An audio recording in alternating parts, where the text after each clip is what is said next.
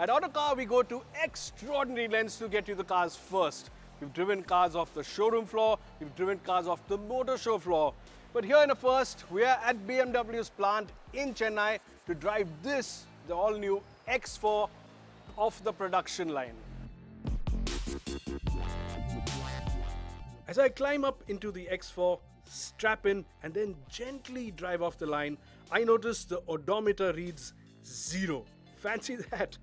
Anyway, we're headed to the East Coast Road via some picturesque back roads and I just can't wait to drive the new X4. But first, let's take a closer look at the design. Must say, I like what I see from the rear. The squat stance, the steeply raked rear windscreen, they really do hit the spot. And I even like the three-dimensional cladding running along the bottom of the doors. And then there's that stealth bomber-inspired spoiler, the one that sits at the top of the rear windscreen. It's neat. At 4.7 meters, the X4 isn't huge, but what leaves a strong impression is just how bulky it looks from the side. The nose with its high-mounted grille and LED lights, however, doesn't make as strong a statement. BMW playing too safe? Probably. On the inside, with its elevated driving position and swept back A-pillars, the X4 gives the driver a clear view of the road ahead. The steering adjust is manual, a bit odd on a car at this price, but the adjustable side bolsters and extendable thigh support add a sporty feel. Now the X4 is quite similar to the X3 on the inside, and there are also a few bits from the X5, so it's a bit of a mix and match. But quality levels are fantastic. There's this new textured piece of trim here, again over here. And of course, you have your fantastic leather covered steering wheel. This whole top of the dash is in really high quality leather, soft touch. I have Apple CarPlay wirelessly now. It's fantastic to use. You can use the CD. So overall, a really comfortable cabin. It may not be very exciting to look at, but it's very comfortable and well built and well equipped too. And it's not just quality. Functionality is also first rate. You, for example, get a big iDrive knob, a touchscreen, voice commands, and even gesture control. The latter allows you to twirl your fingers and raise or lower the volume,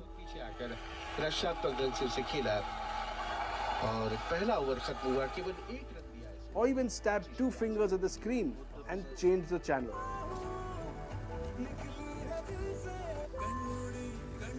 With its low roof and preference of form over function, the X4's rear seat isn't exactly designed to limo spec. Now the low roof of the X4 looks fantastic on the outside, but in the back seat it does manifest itself in a bit less headroom. That's especially if you're around 6 feet tall, your head is going to make contact with the roof on bumps, so keep that in mind. Otherwise, decent amount of thigh support, not too much, but leg room is good. And the seat back is a bit upright, and that's despite the fact that you can adjust it like this.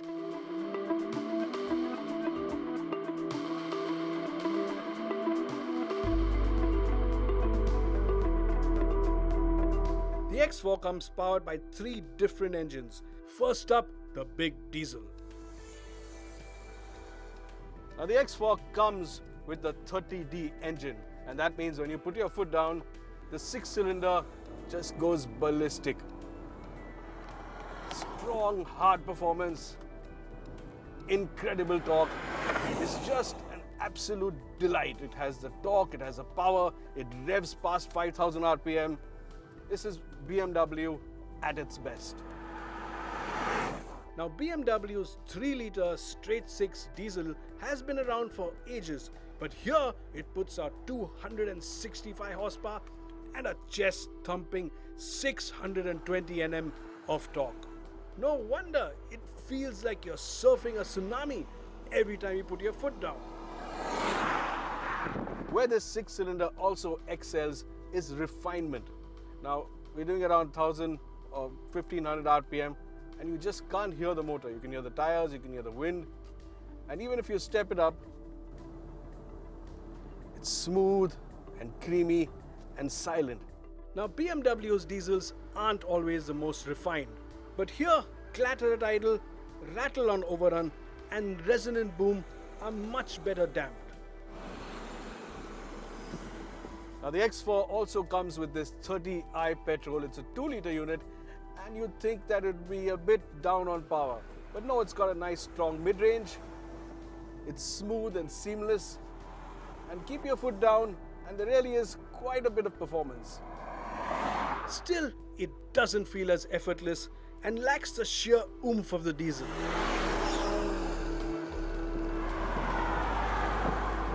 But the X4 is also extremely good is in fast corners. There isn't much body roll, and the 4-wheel drive has tremendous grip. But what spoils the driving experience a bit is the steering. It's a bit numb and clearly not BMW's best effort in a long time. Really wish the steering were better. It's inconsistent, unnecessarily weighty at times, and doesn't give you much confidence either. Now, despite the 19-inch rims, the X4 rides pretty well. It's got 50 profile tires. BMW have adjusted the dampers to make it comfortable, so it can take stuff like this in its stride. And that just makes this car so much more usable. Look at that. That was a pretty big bump. Sure, there's a bit of stiffness in the springs, but the suspension feels robust and absorbent enough to drive through most bad patches without slowing down. And that's a big plus. With prices expected to start at 60.6 lakhs for the 20D, not tested here, and top out at 65.9 lakhs for the big 30D, the X4 nestles snugly between the X3 and the X5. It doesn't quite offer the practicality of the X3, and nor is it the sharpest tool in BMW's box when it comes to driving pleasure. Still, what you get for your money is loads more attitude, the look of an SUV almost twice its price, and with the 30i and the 30D, plenty of usable performance. No, the X4 isn't for everyone, and yes, there are compromises to be made if you buy one, but if looks, performance, and a relatively competitive price are important, the assembled in India X4 offers plenty of SUV for the money.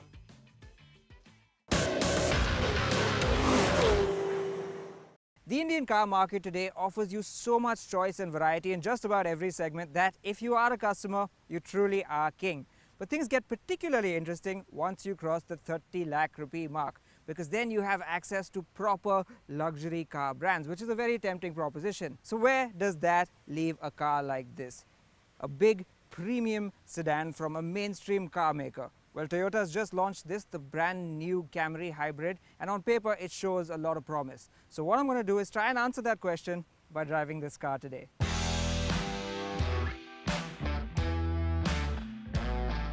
It's clear the moment you step inside that Toyota has done a lot to make this Camry interior stand out from the crowd.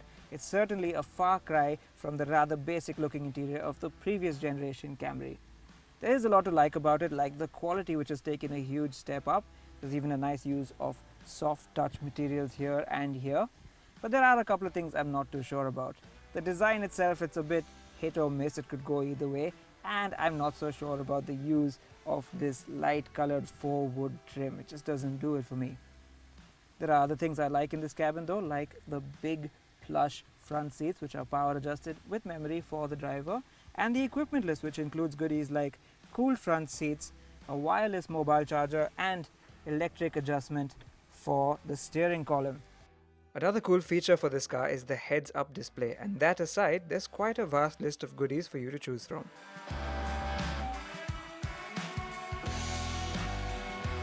That said, I wish the touchscreen interface was a little slicker and more modern. It feels a bit dated and doesn't feature Apple CarPlay or Android Auto. Now, though on paper the new Camry hybrid doesn't seem all that different under the skin, that couldn't be further from the truth. Let's drive. So let's get on to the powertrain then. Well, Toyota says it's an all-new 2.5-litre petrol engine, and when mated to the electric motors, it puts out a total output of 218 horsepower. Now, considering that healthy power output, performance doesn't exactly feel electrifying. Yes, put it into sport mode and it will get a move on when you put your foot down.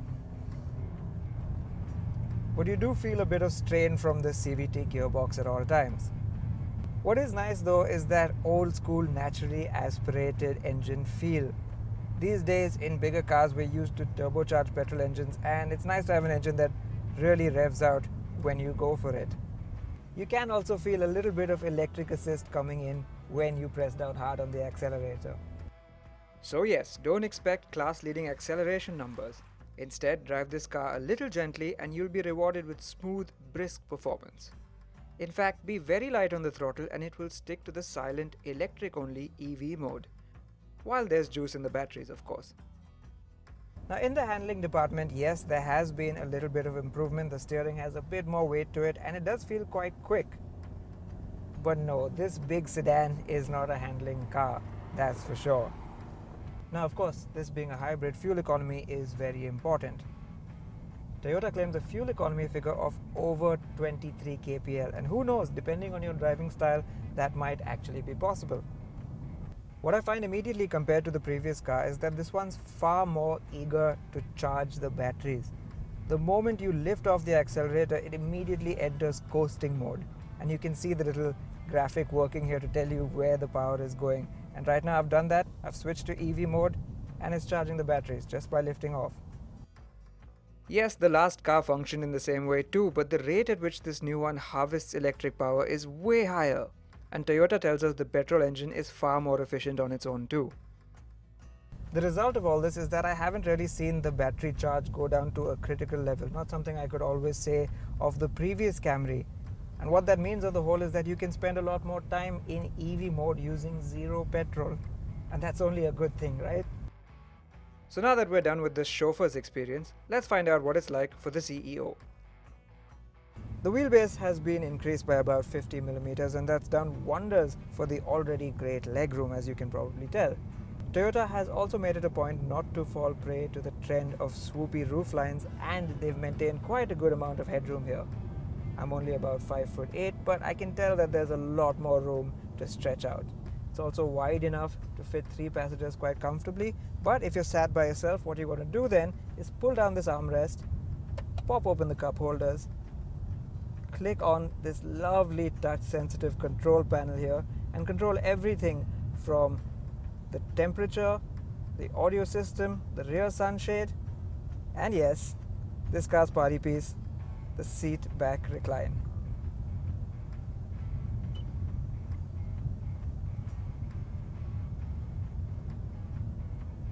Now admittedly, it's not a huge recline amount, but it does wonders for making this car feel just a little bit more luxurious, doesn't it? Now ride quality has also seen an improvement thanks to the new platform. Because of the 50mm increase in wheelbase, it gets a more planted feel on the road, and they managed to fit independent rear double wishbone suspension, and that's also done wonders. At the start of this video, I posed the question about where cars like the new Camry Hybrid fit in the current market scenario. You see, about 15 years ago, these were the go-to luxury cars in India. Today, however, they do have to work a whole lot harder to keep up with the BMWs, Mercs, Audis and Jags of this world. And I'm happy to report that the new Camry has worked a whole lot harder. The new platform means it's bigger, more spacious and more comfortable. Plus, it's also more plush on the inside and better equipped too. Then you have to factor in the advantage of the hybrid drive, which should offer truly incredible fuel economy. Now you might think this car is a bit expensive, but you have to remember that it undercuts the likes of the A4, 3 Series and C-Class on price. Yes, it's not the most exciting car to drive and it does lack that badge clout, but if you're willing to look past that, what you have is a very competent car that can keep up with the very best of luxury cars at this price.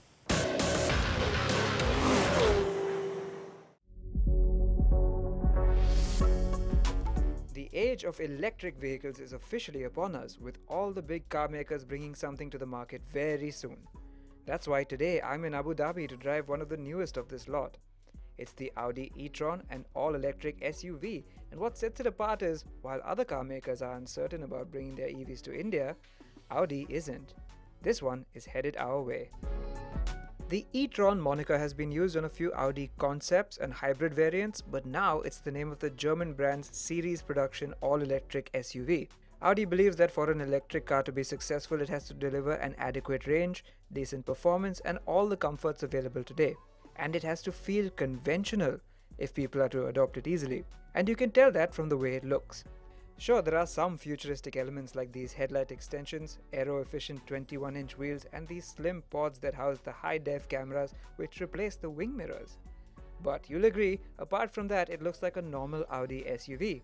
In fact, it's even based on the Q5's platform. Step inside and it's a similar story. Conventional, but with a futuristic layer on top. Like this trigger-like gear selector, and of course the high-def OLED screens for those wing mirror cameras. Now let's check out what it's like in the back, shall we? Another important part of making this feel like a conventional SUV is making sure there were no compromises in the back seat. That's why, as you can see, there's plenty enough space. Yes, I'm about 5'8" myself, but I'm pretty sure anybody could stretch out back here. You even get a flat floor in the back thanks to there being no transmission tunnel and only a flat slab of batteries underneath. But the rear middle passenger will have to contend with a big center console.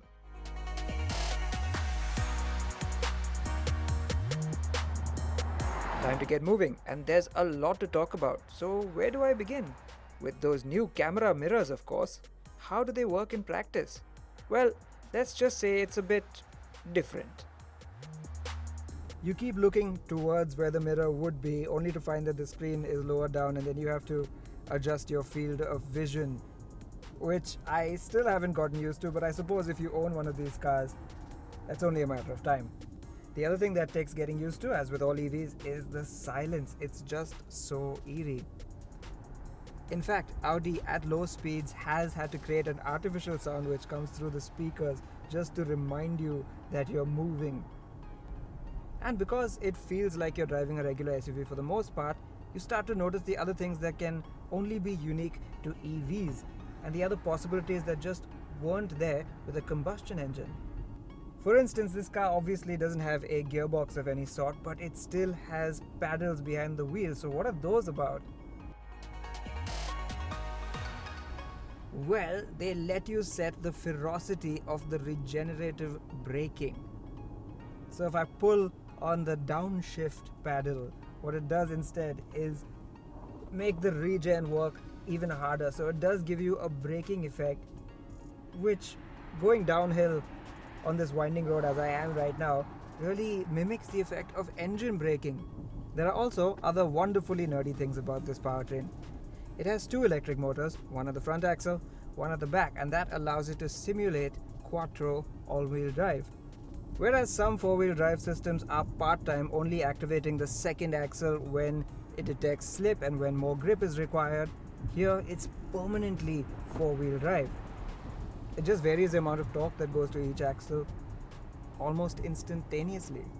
Now again, with the battery and the motors, Audi decided to not go with full-on acceleration, the maximum power output as they could manage, instead opting for a good mix between range and power. So what you get is a 95 kilowatt hour battery underneath the car, and the output of the motors in sport mode are up to 408 horsepower and 662 newton meters of torque, which is rather substantial. Now, of course, a lot of you must be wondering about range anxiety.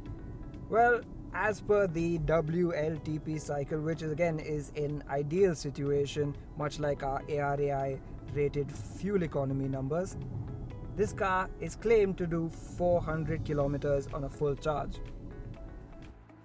While that may seem like a nice number on paper, you should know that in our test drive, which included quite a bit of hard driving and even some dirt trails, we comfortably managed over 250 km with some range to spare. So that's how far it will get you, but how quick will it get you there? Now with all the batteries and the motors and all that, this car isn't exactly what you'd call light. It weighs 2.5 tons unladen. But like I said, it's got instantaneous torque and quite a substantial amount of it too. So how does that, with all the e-quattro and the torque vectoring, work around the corners? I'm going to put it into dynamic mode to find out. Despite all that weight, 0 to 100 is dealt with in a claimed 5.7 seconds, and the e-tron is limited to a top speed of 200 kph. Now I know that's not quite Tesla territory, but it's still pretty impressive. And while it handles quite tidily, the ride isn't too bad either. Air suspension means that in comfort mode it absorbs bumps rather well, even if those 21-inch wheels do give it a slight hard edge over sharp ruts. And if this is what the future looks like, I'm okay with it. It's not that bad at all. It's easy to be impressed by EVs as they're still something relatively new to us, especially here in India. The silence, the instant torque, the sci-fi readouts on the screens, it's all very cool. The thing about the e-tron is that once you're done being wowed by the novelty, it continues to impress for its abilities as a luxury SUV. It's not going to come cheap, of course. At an expected 1.4 crore rupees ex-showroom, it will cost nearly twice as much as a Q7, and it will only come in limited numbers. And then there's the obvious matter of charging infrastructure. Yes, it can be topped up to 80% in 30 minutes via a fast charger, but a conventional wall socket will take much longer. Audi says that the e-tron is the start of a new march ahead, and after a day with it, I think it's safe to say, forget the future, the e-tron is ready for right now.